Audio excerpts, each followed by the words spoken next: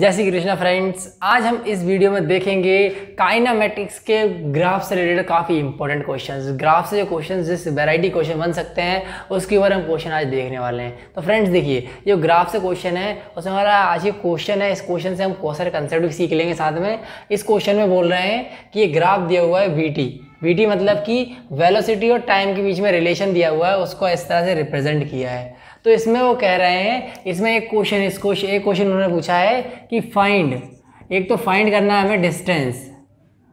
क्या फाइंड करना है? डिस्टेंस कि टोटल डिस्टेंस कितनी है 4 सेकंड तक।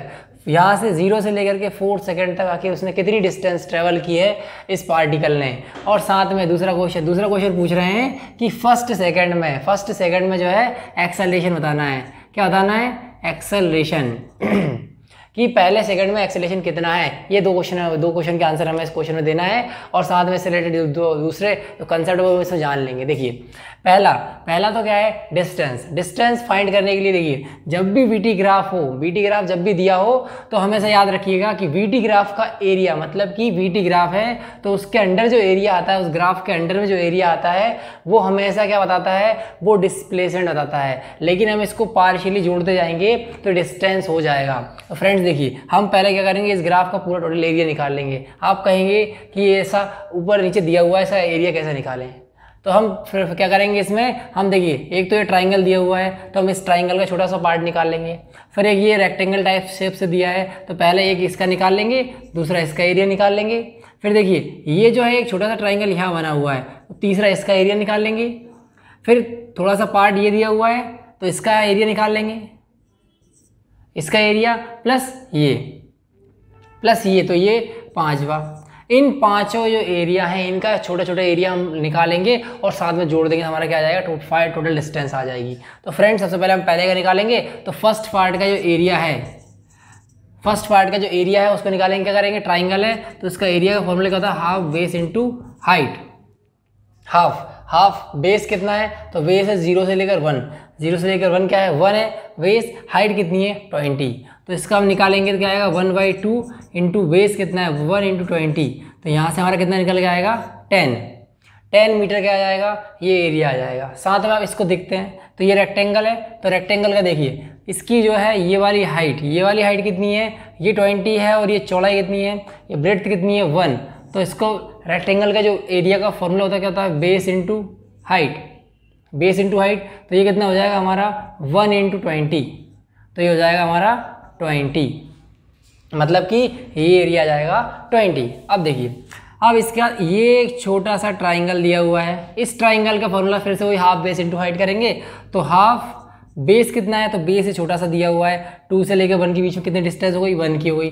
तो बेस 1 हो गया। हाइट कितनी होगी? देखिए, हाइट यहाँ तक है 10 और 10 से 20, मतलब ये जो हाइट है इतनी सी हाइट है तो कितना आएगा? 10। तो हम इसको करेंगे तो कितना आएगा निकल के? 5। तो एक ये हो गया 20, एक 5 हो गया और एक ही 20 हो गया। सॉरी, यहाँ पे 10 आएगा, ये 10।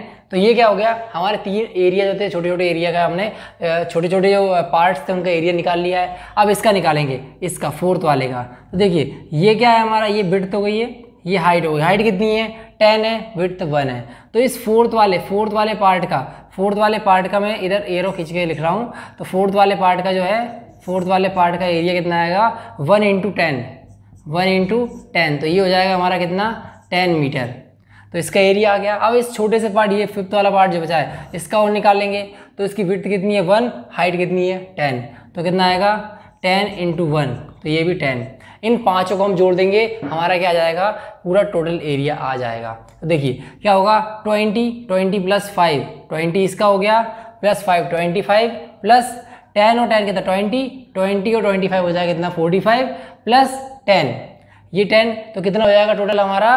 55। तो देखिए टोटल में यहाँ पे करेंगे तो 1 प्लस 2 प्लस 3 प्लस 4 प्लस 5, ये 1 2 3 4 5 क्या है? ये एरिया है, छोटे छोटे पार्ट्स। तो सबके देखिए, फर्स्ट जो था उसका एरिया कितना है? 10 आया हमारा। दूसरे वाले का एरिया कितना आया हमारा? कितना निकल के आया? ये 20 प्लस थर्ड वाले का एरिया कितना निकल के आया है? ये 5 निकल के आया हमारा। 5 प्लस फोर्थ वाले का जो एरिया निकल के आया हमारा 10, और फिफ्थ वाले का भी 10। तो ये 10 प्लस 10 करेंगे यहाँ पे टोटल कितना आ रहा है यहाँ पे हमारा टोटल एरिया आएगा 55 मीटर, मतलब कि इसका टोटल जो एरिया है, इसका टोटल एरिया हमें क्या देगा, डिस्टेंस। तो ये हमारी क्या जाएगी, इस VT ग्राफ से डिस्टेंस निकाल ली हमने। जो फर्स्ट क्वेश्चन था उसका आंसर कितना आ जाएगा, 55 मीटर, मतलब कि ये जो पार्टिकल है वो यहाँ से लेकर के 4 सेकंड तक चल रहा है, उसके कारण उसका डिस्टेंस कितना चल जाएगा, वो 55 मीटर।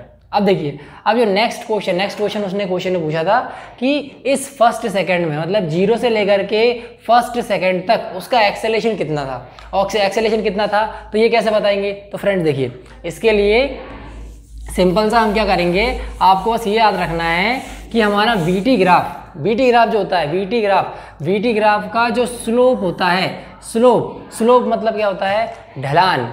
स्लोप मतलब क्या होता है हमारा, स्लोप क्या होता है, ढलान हमेशा क्या देती है, ढलान हमें बताती है उसका एक्सेलरेशन।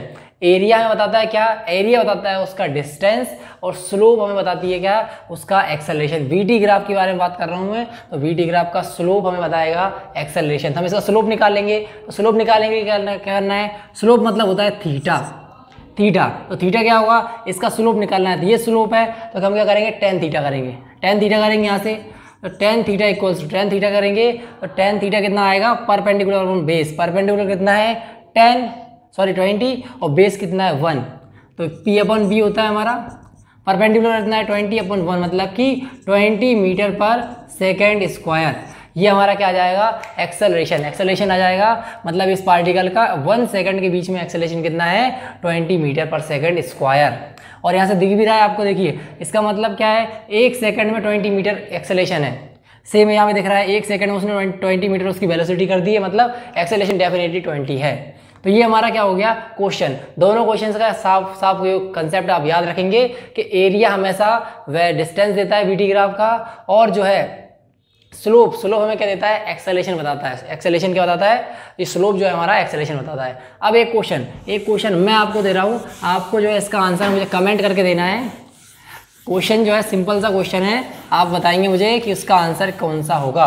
देखिए क्वेश्चन क्या है, क्वेश्चन सिंपल सा है, इस टाइप से ग्राफ बना हुआ है, इस टाइप से इसमें पॉइंट दिए हुए हैं। ये क्या है हमारा, इधर डिस्प्लेसमेंट है, इधर डिस्प्लेसमेंट दिया हुआ है, और इधर टाइम दिया हुआ है, इधर डिस्प्लेसमेंट है। एक पॉइंट यहाँ पे बना हुआ है, इसको उन्होंने A नाम दे दिया है, यहाँ पे पॉइंट है उसको B नाम दे दिया है, इसको C नाम दिया है, और इसको जो है D नाम दिया है।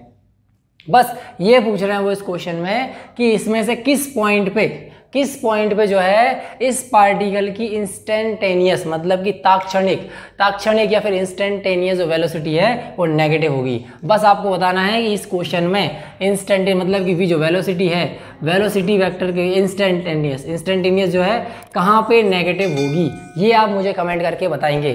तो फ्रेंड्स ये हो गए हमारे आज के क्वेश्चन है ग्राफ से रिलेटेड। इसका जो क्वेश्चन का आंसर है आप जरूर मुझे कमेंट करके दीजिएगा। Thank you.